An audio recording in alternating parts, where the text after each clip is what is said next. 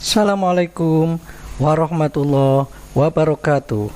Anak-anak, ingat jas merah. Jangan sekali-kali meninggalkan sejarah. Berjumpa kembali di channel Sejarah Minat. Anak-anak, siswa-siswi SMA Negeri 2 Batang, khususnya siswa-siswi kelas 12 IPS. Semoga kalian tetap sehat, ceria, dan bahagia. Pada pertemuan hari ini, kita akan membahas tentang negara-negara pendukung kemerdekaan Indonesia yang meliputi Australia dan Vatikan. Pertemuan yang lalu, kita sudah membahas tentang dukungan India terhadap kemerdekaan Indonesia. Untuk mengetahui materi yang akan saya sampaikan pada hari ini, perhatikan dan dengarkan informasi berikut ini.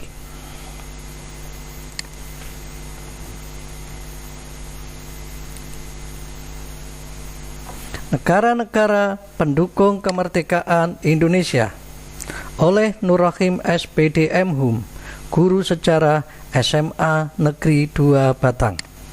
Bahan ajar sejarah minat kelas 12 IPS tahun pelajaran 2020-2021. Anak-anak yang berbahagia, tujuan pembelajaran pada pertemuan keempat hari ini, melalui pembelajaran daring, kalian dapat menganalisis sebab-sebab Australia mengakui kemerdekaan Indonesia, menganalisis proses Indonesia mendapatkan kedaulatan dari Australia, menganalisis peranan Australia dalam mendukung kemerdekaan Indonesia, menganalisis bentuk dukungan Vatikan terhadap kemerdekaan Indonesia, dan menyajikan secara kritis respon internasional terhadap proklamasi kemerdekaan Indonesia dalam bentuk tulisan atau media lain, serta terbentuknya sikap jujur, disiplin, tanggung jawab, peduli, meliputi gotong royong, kerjasama, toleran, damai, serta sikap santun, responsif, dan proaktif. Anak-anak yang berbahagia, sebab-sebab Australia mengakui kemerdekaan Indonesia. 1. Hubungan baik antara Australia dan Indonesia yang dimulai semenjak penjajahan Jepang di Indonesia. Hubungan ini dimulai ketika dahulu banyak buruh kapal dan perwira kapal dari Indonesia yang dibawa Belanda ke Australia. Para pekerja dari Indonesia ini kemudian berhubungan kontak dengan Seamen Union in Sydney, asosiasi pekerja. Asosiasi tersebut terkejut melihat diskriminasi yang terjadi antara buruh kapal dan perwira kapal. Asosiasi tersebut memberitahu pekerja Indonesia bahwa mereka bekerja di Australia yang dihormati hak-haknya sebagai pekerja serta memiliki hak untuk protes. 2. Persamaan tujuan, yakni sama-sama ingin menyingkirkan atau mengusir Jepang. Kemudian proses Indonesia mendapatkan kedaulatan dari Australia. 1. Peran tawanan Belanda Indonesia yang dibawa ke Australia. 2. Peristiwa Black Armada. 3. Kunjungan Sultan Syahrir ke Australia tahun 1945. 4. Aksi pemboikotan terhadap 6 kapal Belanda di pelabuhan Brisbane pada tanggal 24 September 1945. 5. Peran organisasi Indonesia Political Exile Association yang menimbau serikat buruh untuk melancarkan pemboikotan terhadap semua kapal Belanda. 6. Peran CENKIM, Central Komite Indonesia Merdeka. Kemudian anak-anak, berikutnya peranan Australia dalam mendukung kemerdekaan Indonesia meliputi 1. Inisiatif Partai Komunis Australia atau ACP dan pimpinan komunis dari Serikat Buruh Perairan Australia pada 20 September 1945 di seluruh pelabuhan Australia melarang pemuatan atas semua kapal Belanda yang mau ke Indonesia. 2. Tanggal 26 September 1945, Dewan Federasi memutuskan pemogokan menyeluruh terhadap semua kapal Belanda di Australia. 3. Tanggal 28 September 1945, pekerja pelabuhan Sydney menggelar aksi unjuk rasa di depan kantor kapal Belanda dan kantor diplomatik Belanda serta memasang spanduk berisi desakan agar Belanda meninggalkan Indonesia. Hand of Indonesia. 4.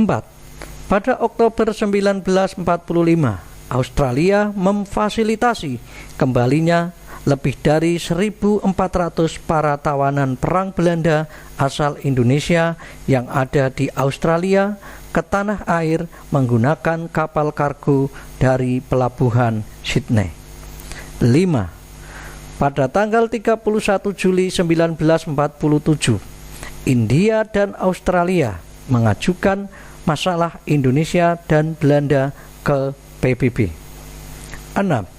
Pada tanggal 12 Agustus 1947, Australia berhasil meyakinkan PBB bahwa Indonesia memiliki kedaulatan sederajat dalam persengketaan Indonesia dan Belanda.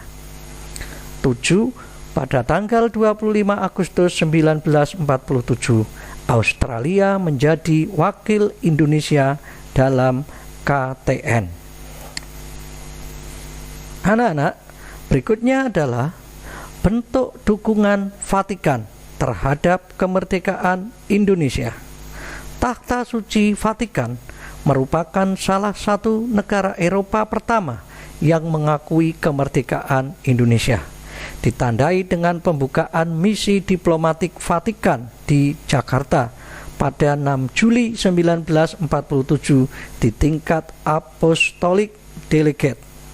Misi diplomatik setara dengan kedutaan besar, namun tanpa konsulat dan tanpa kewenangan mengeluarkan visa. Menindaklanjuti dukungan awal tersebut, hubungan diplomatik resmi antara Indonesia dan Vatikan pun dijalin sejak 25 Mei 1950 dan terus berkembang melahirkan saling pengertian yang baik.